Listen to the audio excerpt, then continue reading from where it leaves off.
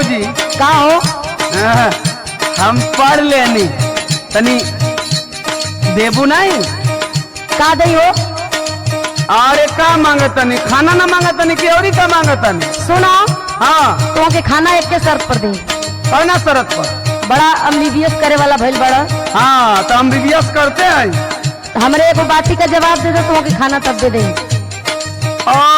सवालों करे देने लुका हो तो के का बुझात हो? तुम मास्टर आई ना हो? अरे नाम मास्टर नहीं तो का भाई?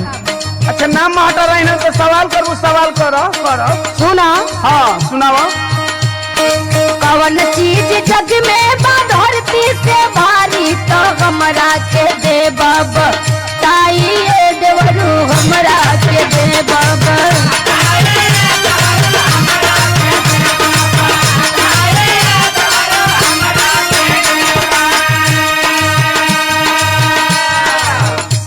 मास्टर आई मना तारी बहुत बड़का सवाल कर दे। तू बड़का पढ़वैया भइल बड़ा। हाँ हम बीबीएस करते हैं। हाँ तो बतावा। हाँ सुना तेरे सवाल का जवाब होता तनी। अरे बतावा बतावा। ये तो हम गदहिया गोल में पढ़त नहीं तहिए के जानते हैं।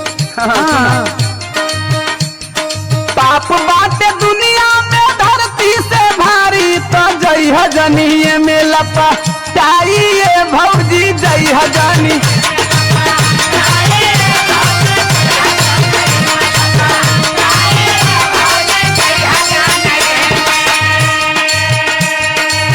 हाँ हो तनी तनी चल हाथ लगा कर।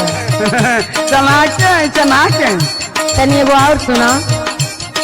अब देखा भूख लगल तू सवाल मत बड़ा। अच्छा पूछू। हमारी बाती का जवाब देबो तब भी आज तो खाना मिली नहीं तना। अरे भौजी को तू सवाल लेके बैठल हो। सुना, हाँ सुनावा। पानी से पातर का जग के मझारी तो बटला से नहीं वो राई ए देवरू बटला से नहीं।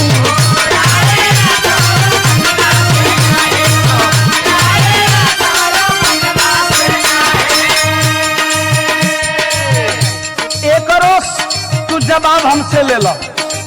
दे दो।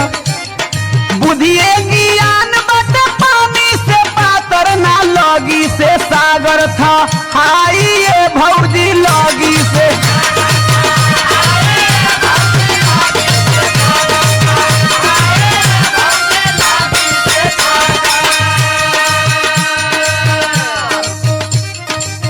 तनी है तीसर की लाइन का जवाब दो।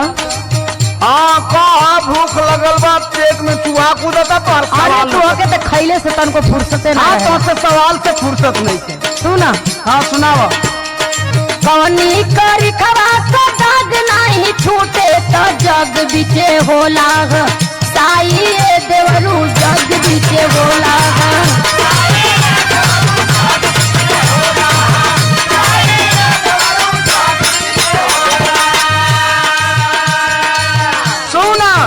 बोला। जग बीच कोई के कलंक यदि लागी तो साबुन से नाही धो वाई ये भौजी साबुन से ना।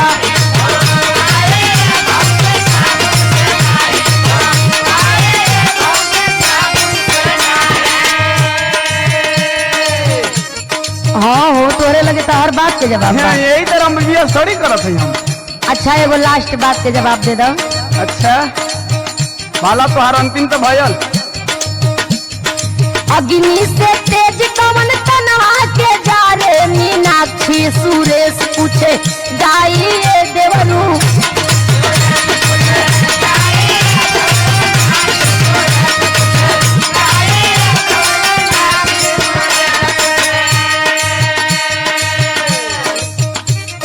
अंतिम सवाल का जवाब सुन तो हम जान देव कि हाँ तो तहार देवर कितना तेजू खावा बता दो।